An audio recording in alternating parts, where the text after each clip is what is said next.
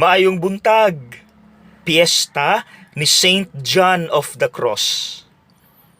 Ako na ning nasulti sa usa sa mga videos sa una, pero ako gyud ning balikon karon kay piyesta na gyud niya.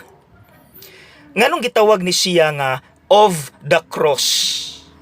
Kay kini di ay si Juan, pareha nato, reklamador sa Ginoo. Kada ampo niya kada adlaw, sige siyag bagulbol nga dili daw niya madaog ang cross nga gipapas-an sa Dios niya. Gapatong-patong daw iyang problema nga dili na niya makaya. So, usa ka gabi ini ana, gipadamgo siya sa Ginoo. Sa sulod sa damgo, iyang giatubang gyud ang Ginoo face to face. Dayon si Juan gapas-an og krus. Katong krus nga iyang gireklamo nga dili niya madaog. Sus karon reklamo gihapon siya bisan naas damgo nga Lord, mauni nga krus ang di nako madaog, Lord. Sobra ra kaayo kabugat. Ingon ang Ginoo, Juan, adtuan ang kwartuha. Dayon isandig imong cross og pamili diha og cross nga kanang di na ka mo reklamo, kanang makaya na nimo. So excited si Juan. Pagsulod niya sa kwarto, tuwa tanang klase sa cross. Gikan sa pinakagamay, taman sa pinakadako o pinakabugat. So gisandig niya iyang cross ug nagtuyok-tuyok na din siya hangtod sa iyang pagtuyok-tuyok, nakakita ra gyud siya og cross nga para niya di nako mo reklamo ani. Dili bugat, dili gaan, sakto-sakto ra nako. Kini mo'y cross.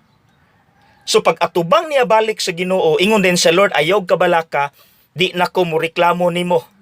Kani nga cross mao na gyud ni. Ni Ismail lang ang Ginoo og miingon, Juan, maura man ang krusa ang imong gidala ganiha. See? Gets? Mga igsuon, buot ipahinumdom sa Ginoo kanato karon nga walay problema nga dili nato makaya. Amen? Walay krus nga dili nato madaog. Ang ato rang nawong maoy bugat. Ang ato rang huna-huna og kasing-kasing maoy nakapabugat sa atong problema. Pero in the first place, makaya raman di ay nato ang krus. Ang ato rang kasing-kasing negatibo naman daan, gauna naman daan ang negatibo, mao nang bugat na tanan. Kana bitong suguon ta sa una sa atong mama, nga gadula ta dayon giingnan ta nga manghugas og plato, kontra sa atong buot. Unsay may mahitabo sa atong trabaho, dili magkadimao, magkabuak-buak ang plato kay bugat atong tiil, bugat atong kamot. Di ba?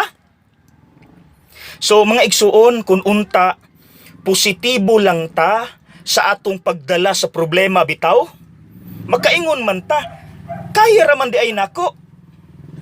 Positibo lang gyud. Okay?